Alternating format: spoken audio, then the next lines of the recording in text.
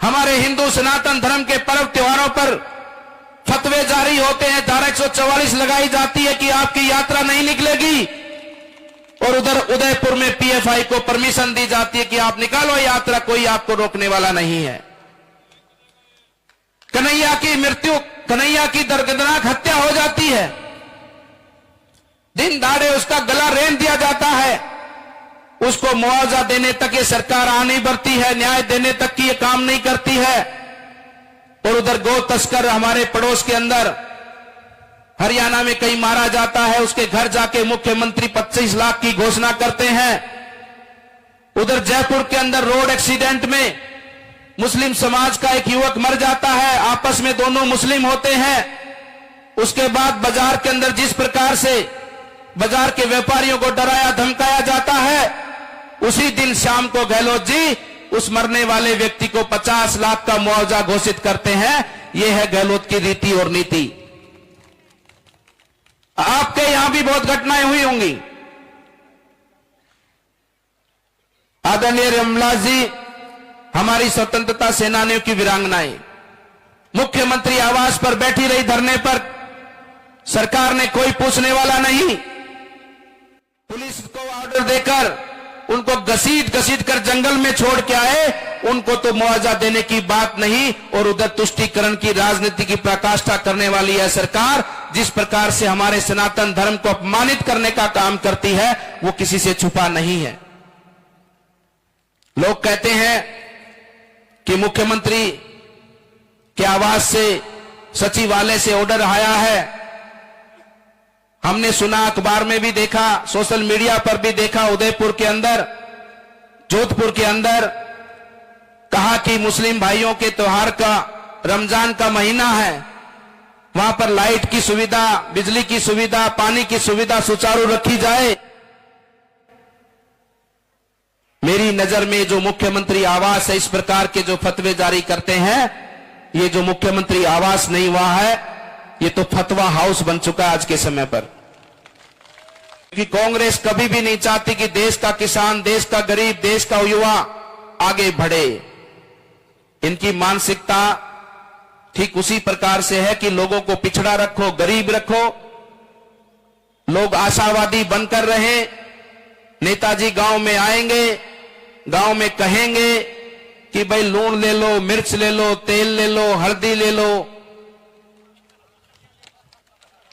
लूण ले लो, मिर्च ले लो, तेल ले लो, 100 यूनिट बिजली की ले लो। अरे इतना भोला समझा है कि हमारे किसानों को, हमारे राजस्थान की जनता को। ये वो भारत है, ये नरेंद्र मोदी जी का भारत है जो आज चांद पर तिरंगा लहराता है। ये वो भारत है आज दुनिया की तीसरी अर्थव्यवस्था है। ये वो भारत है कि जो आज इतनी ताकत रखता है कि देश के दुश्मन यहां आकर किसी प्रकार से भी कोई हमारे देश के लोगों को हानि पहुंचाने का अगर काम करते हैं, तो हमारे जवान वहां जाकर उनकी छाती में खंजर ठोक के आते हैं। ये तो वीरों की भूमि हमारी पूरी। आपसे बेहतर कौन जान सकता है इन सब बातों को। तो ये ऐसी कांग्रेस, लेकिन मैं कहना चाहता हूं कि ये वोट का ही तो कमाल हुआ है।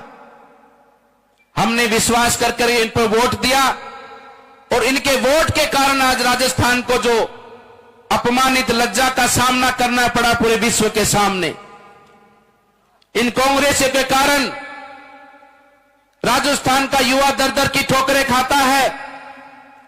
एक नहीं 17-18 बार पेपर लीक होता है, पेपर बेच के खा गए कांग्रेस के लोग। इस कांग्रेस के कारण राजस्थान में जिस प्रकार से गुंडागर्दी चली है, फिरौती मांगी जाती है, वसूली की जाती है, और इनके विधायकों के द्वारा जिस प्रकार से अवैध रूप से जमीनों पर कब्जा करना, खनन पर कब्जा करना, ये सरेआम हमको देखने को, सुनने को मिलता है। ये कोई राजस्थान में रामविलास जी कभी ऐसा होता था क्या कि यहां पर सरेआम बाजार में फायरिंग होती है, व्यापारियों को धमकी मिलती है, और तो और आपस में गैंगवारी, गुंडे मवाली भी करने लग गए हैं कि राजस्थान में राज कौन करेगा। उनमें भी आपस में रोज गैंगवार की घटनाएं हमको सुनने को मिलती हैं।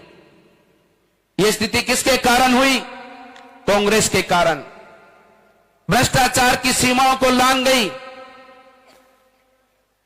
उसी के साथ में हर क्षेत्र के अंदर जहां पर महिलाओं की बात करेंगे तो नंबर 1 है राजस्थान महिलाओं के साथ बलात्कार की छेड़छाड़ की घटनाओं में।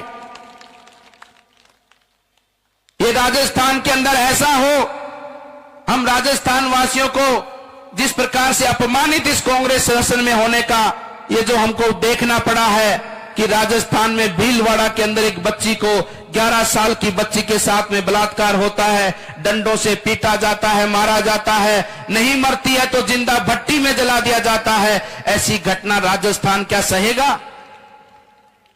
जिम्मेदार कौन है? कांग्रेस।